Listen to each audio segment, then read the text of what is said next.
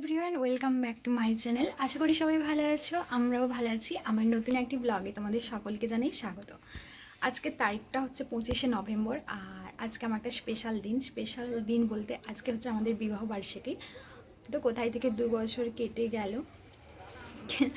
জানি না, কি করে কেটে গেল সেটাই অসম্ভব ব্যাপার একটা। তো অনেক কিছুই প্ল্যান ছিল, কিন্তু সিরিয়াসলি বলছি আমি, মানে আজকের দিনেই বলছি, ব্যবসাদারকে বিয়ে করলে না এসব প্ল্যানের কোনো মান মর্যাদা থাকে না। সিরিয়াসলি আজ থেকে মনে হচ্ছে 1 মাস 1.5 মাস আগে থেকে আমি বলে রেখেছিলাম যে আজকে আমি আমার অ্যানিভার্সারির দিনে আমরা তমলুকের বটগোইমা মন্দিরে যাব পুজো দিতে, কিন্তু সেটা হয়ে ওঠেনি। তো আজ সকালবেলা প্ল্যান করলাম, যেহেতু একদিন পর একটা বিয়ে বাড়ি আছে, তো আমার অলরেডি শাড়ি কেনা কমপ্লিট, বাট তোমাদের দাদা ভাইয়ের কিছুই কেনা হয়নি। তো ও সময় করে উঠতে পারেনি, তমলুক যাওয়া হবে, তো ভাবলাম আজকে চলো তমলুক যাব। আর সন্ধেবেলা হলে বেটার হয়, যেহেতু দোকানে তো ব্যস্ত থাকে, তো সেই কারণে বললাম যে চলো সন্ধেবেলা যাব, আর একটু কেনাকাটা করবো, খাওয়া দাওয়া করে চলে আসবো। তো বললো ঠিক আছে। আর এখন বলছিলাম যে সকালের টাইমটা আমরা হচ্ছে আমার যে মন্দিরে বিয়ে হয়েছিল আমার শ্বশুরবাড়ির কাছে, যে রাজরামপুরের কালী মন্দির, তো ওখানে ভাবছিলাম পুজোয় দেবো, কিন্তু সেটাও হয়ে উঠবে না মনে হচ্ছে। এখন বাজতে যায় 9টা। এখন আমার বর দোকান থেকে এসেছে, আর আমি ভাবলাম খেতে এসেছে, তো বললো না খাওয়ার টাইম নেই, এত পরিমাণে আমার লোড হচ্ছে দোকানে, তো প্রচুর চাপে আছি, জানি না কখন খেতে আসবো। তো আমি তো ভেবেই নিলাম তো চলো পুজোইতে যাওয়া হলো না। তো সেই কারণে বলছি, ব্যবসাদারকে বিয়ে করলে না সিরিয়াসলি কোনো প্ল্যানের মান মর্যাদা থাকে না। তো যেটা আমার ক্ষেত্রে হচ্ছে আমি সেটা বললাম। তো যাদের চাকরি করে তাদেরও কি এভাবে প্ল্যান ভেস্তে যায়? তো অবশ্যই কমেন্ট করে জানাতে ভুলো না। মোটামুটি আজকে বাড়িতে কি হয় সেটাই তোমাদের সাথে শেয়ার করব। আমার প্ল্যানগুলো সব জলে গেল, এটাই সব থেকে কষ্টের ব্যাপার। আর মোটামুটি শেষমেশ বাধ্য বরকে বললাম যে একটু খাসির মাংস আনো, রান্না করব। আর চিংড়ি মাছ এনেছিল, ফ্রিজে রাখা আছে, ওটা রান্না করব ভেবেছিলাম। আর পনির, মানে ওটা বাড়িতেই ছানা কাটিয়ে তৈরি করব ভেবেছি। তারপর মনে হচ্ছে এত কিছু রান্না করে খাবে কে, আবার ইচ্ছে হচ্ছে যে না একটু বানাই, তো মোটামুটি নিজেকেই বানাতে হবে। তো চলো আজকের দিনে সারাদিন কি কি করি তো সবটাই তোমাদের সাথে শেয়ার করব, আর কন্টিনিউ তোমরা দেখতে থাকো। কিন্তু মনের দিক থেকে আমি খুবই দুঃখিত, কারণ আমার প্ল্যান ভেস্তে গেছে। তো চলো দেখতে থাকো।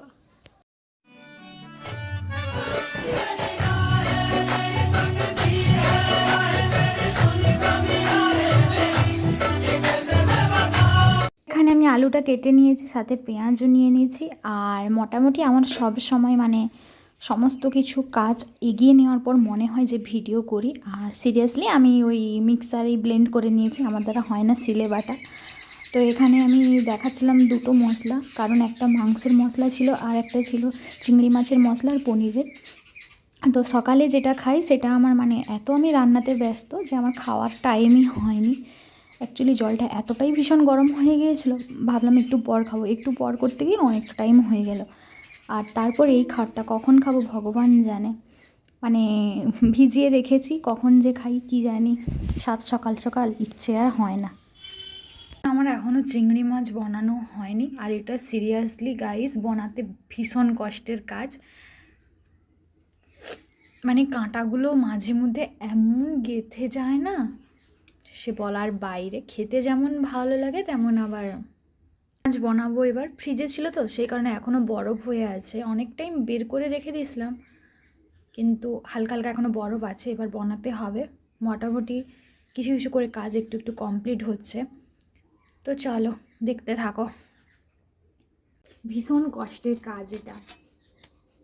এই যেটা যে কেটে দিলাম না, মাঝে মধ্যে কি বলে এটাকে জানি না, এটা হাতে এমন গেঁথে যায় না। আমি যতবার চিংড়ি মাছ বানিয়েছি আমার হাত কাটবেই। একদিকে সব থেকে ভালো বড়গুলো তো তাড়াতাড়ি ছাড়ানো হয়ে যায়, আর যদি ছোট চিংড়ি মাছ হয় না তো সেখানে বলার কিছু নেই। বানাতেও ভালো লাগে না তখন, আর খেতেও ভালো লাগে না।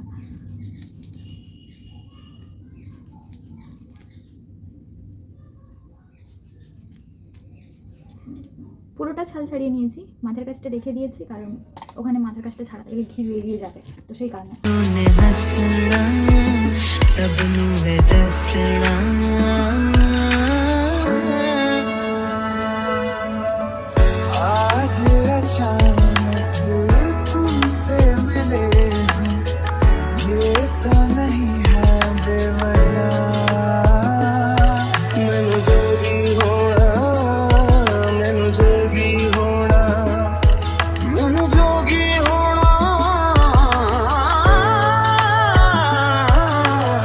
ভাবছিলাম পনিরের তরকারিটা করে নেব, তারপর ভাবলাম না, চিংড়ি মাছটা একেবারে বনিয়ে নিই, একই সাথে করে নেব।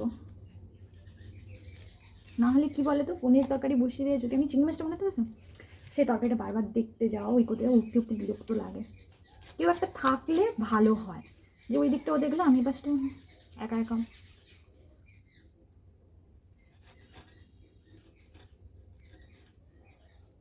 এই জন্য কিছু করতে ইচ্ছে হলেও ভালো লাগে না, কেউ একটা থাকবে একসাথে করে দেবে বেশ, কিংবা দুজনে মিলে একসাথে করে নেব। আজকে আমি ফার্স্ট টাইম বানাতে চলেছি চিংড়ি মাছ ভাতে। আগেও অনেকবার বানিয়েছি, সেটা অন্যরকম স্টাইলে, এইরকম স্টাইলে আমার মা বানায়, তো সেইভাবেই আমি বানাচ্ছি। অ্যাকচুয়ালি জানি না তোমরা কে কীভাবে বানাও, কিংবা এটা কে আর কী নাম বলো, আমাদের এখানে বলে চিংড়ি মাছ ভাপা যেটা, তো সেটাই বানাচ্ছি। এখানে মা বলছিল একটু আদা আর হচ্ছে পেঁয়াজ বাটা দিয়ে দিতে, আর পরিমাণ মতো হলুদ লঙ্কা গুঁড়ো দিয়ে দিতে, আর মনে হচ্ছে টমেটো দিয়েছিলাম, সাথে লবণ তো পরিমাণ মতন, আর হচ্ছে আমি দিয়েছিলাম একটু কাঁচা দুধ দিয়েছিলাম, কাঁচা সরষার তেল। मेरी चैन को भी मेरे तूने क्यों ठगा है, जब सांसें भरूं मैं बंद, आंखें करूं मैं नजर, जो तू आया दिल को करार आया, तुझ पे प्यार आया, पहली बार आया ओ यारा।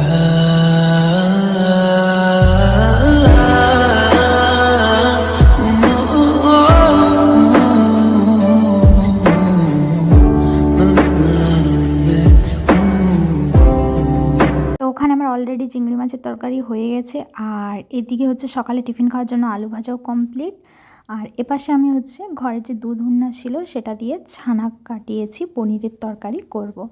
তো এটা রেসিপি তো আগেও আমি শেয়ার করেছি, তো সেইভাবে কোনো কিছু শেয়ার করলাম না, তাই মোটামুটি যেটা না করলে নয় সেটাই কিছু কিছু ক্লিপ নিয়ে তোমাদের সাথে শেয়ার করলাম। আর এখন আর খুব একটা ভালো লাগে না খেয়ে খেয়ে পনিরের তরকারি, তোমাদের কার কেমন লাগে অবশ্যই কমেন্ট করে জানিও। আর এই যে আমার চিংড়ি মাছের তরকারি প্রায় হয়েই আসছে, কিন্তু আরেকটু গায়ে গায়ে করব, যেহেতু মাংসর তরকারি আছে, পনিরের তরকারি আছে, তো বেশি কারি রাখবো না, সেই কারণে আর একটু গায়ে গায়ে হলে তরকারিটা নিয়ে নেব। আর এপাশে তেলটা গরম করে নিয়েছি, পনিরটা ভেজে নেব। আমার একটু লাল লাল করে ভাজা করতে ভালো লাগে, আর খেতেও ভালো লাগে, বাট এটা এত লাল লাল ভাজা করে না, কিন্তু আমার এটা ভালো লাগে বলে আমি বেশি একটু লাল লাল করে ভাজা করি।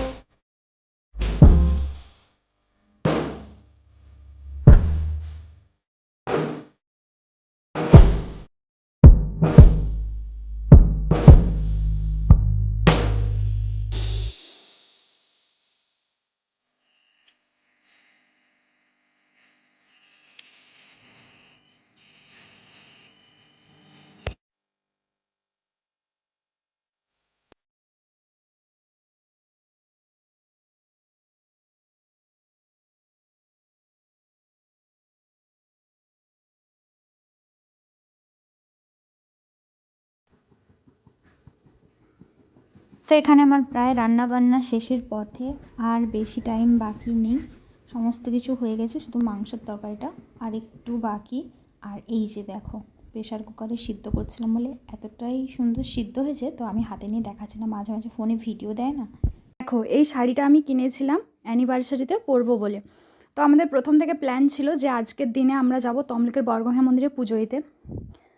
বরকে 3-4 মাস আগে থেকে যেভাবে লোক মেকআপ আর্টিস্টকে বুক করে রাখে না, তেমন আমি আমার বরকে বুক করে রেখেছিলাম যে আজকে যত ব্যস্ত থাকো আমরা যাব বর্গভীমা মন্দিরে।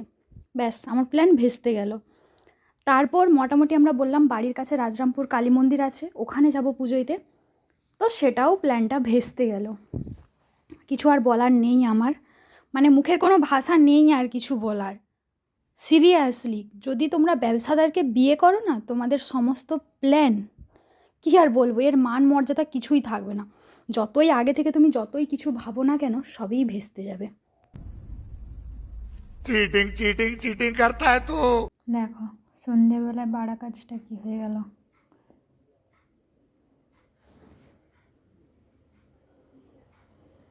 আমার আজকের দিনটা খারাপই যাচ্ছে।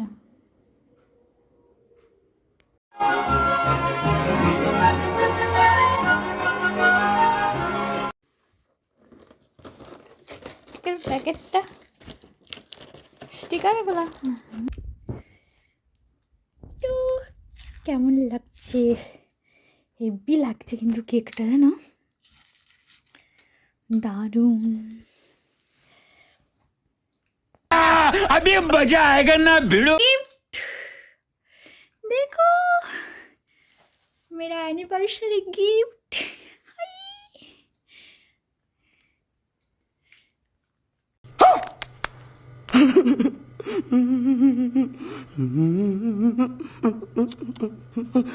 দিনের আমার সমস্ত প্ল্যানগুলো ভেস্তে গিয়েছিল, তো সেই কারণে আমি আর কিছুই রান্না যে করেছি, কিছুর ভিডিও বানাইনি, সেরকম কিছু করেইনি। এই জন্য তোমাদের সাথে আর শেয়ারও করতে পারিনি। মনটা ভীষণ খারাপ হয়ে গিয়েছিল, কারণ অনেক আগে থেকে অনেক কিছু প্ল্যান করা ছিল। তো তোমরা বুঝতেই পেরেছো, যাদের প্ল্যানগুলো ভেস্তে যায় মানে কীভাবে খারাপটা লাগে সেটা ভালোই জানো। আমি আর কিছু ব্যাখ্যা করে বললাম না। তো তারপর বর রাত 10টার সময় এসে সারপ্রাইজ যখন দিল, বলল রেডি হও। তো এই যে আমিও আর কি করব, রেডি হয়ে গেছি। তো চলো, রেডি হয়ে গেছি, যখন 2-4টে ফটো তুলে দিবে বলছে, একটু ভিডিও বানিয়ে নিই। চলো কন্টিনিউ দেখতে থাকো। এখন বাজে 10টা, আর 10টার সময় মানে বরের টাইম হয়েছে। তো সেই কারণে এখন বললো যে দুটো ফটোটা তুলে দিবে, আর কেক নিয়ে এসছে। আর সব থেকে বড় আমার একটা ভালো জিনিস, আমাকে একটা গিফট করেছে। এখন বাজে রাত 10টা, আর এখন আমি রেডি হয়েছি কেক কাটার জন্য। This is businessman.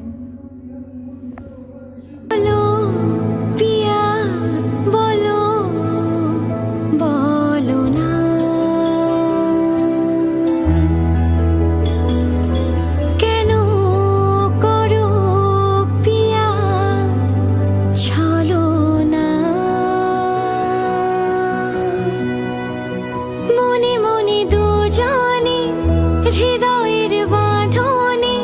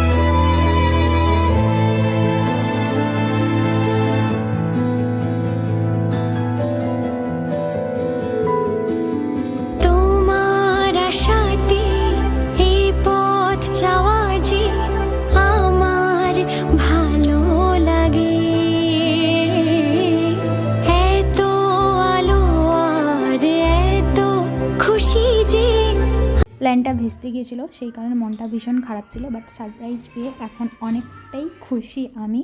থাক, আর বাড়াচ্ছি না, আর কোনো গল্প তোমাদের সাথে শেয়ার করছি না। আবার নেক্সট ব্লগে দেখা হবে। আজকের মতো টাটা, সবাই ভালো থেকো।